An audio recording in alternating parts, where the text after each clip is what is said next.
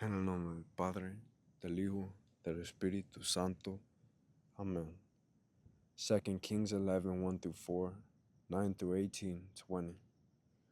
When Athaliah, the mother of Uzziah, saw that her son was dead, she began to kill off the whole royal family.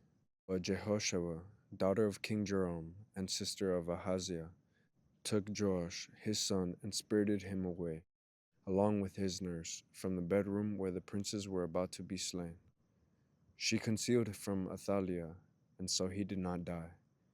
For 6 years he remained hidden in the temple of the Lord, while Athaliah ruled the land.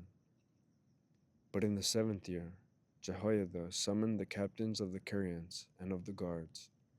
He had them come to him in the temple of the Lord, exacted from them a sworn commitment, and then showed them the king's son. The captains did just as Jehoiada, the priest, commanded, each one with his men, both those going on duty for the Sabbath and those going off duty that week, came to Jehoiada the priest. He gave the captains King David's spears and shields, which were in the temple of the Lord, and the guards with drawn weapons lined up from the southern to the northern limit of the enclosure, surrounding the altar and the temple on the king's behalf. Then Jehoiada led out the king's son and put the crown and the insignia upon him. They proclaimed him king and anointed him, clapping their hands and shouting, "Long live the king!" Athaliah heard the noise made by the people and appeared before them in the temple of the Lord.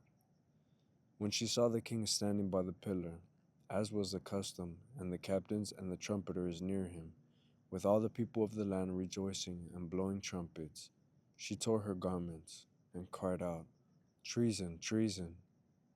Then Jehoiada the priest instructed the captains in command of the force, "Bring her outside through the ranks.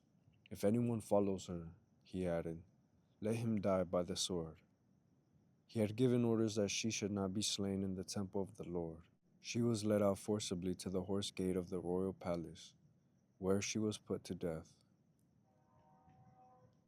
Then Jehoiada made a covenant between the Lord as one party and the king and the people as the other, by which they would be the Lord's people, and another covenant between the king and the people. Thereupon all the people of the land went to the temple of Baal and demolished it. They shattered its altars and images completely and slew Mattan, the priest of Baal, before the altars. Jehoiada appointed a detachment for the temple of the Lord. All the people of the land rejoiced, and the city was quiet, now that Athaliah had been slain with the sword at the royal palace. Psalm 132. The Lord swore to David, a firm promise from which he will not withdraw. Your own offspring I will set upon your throne.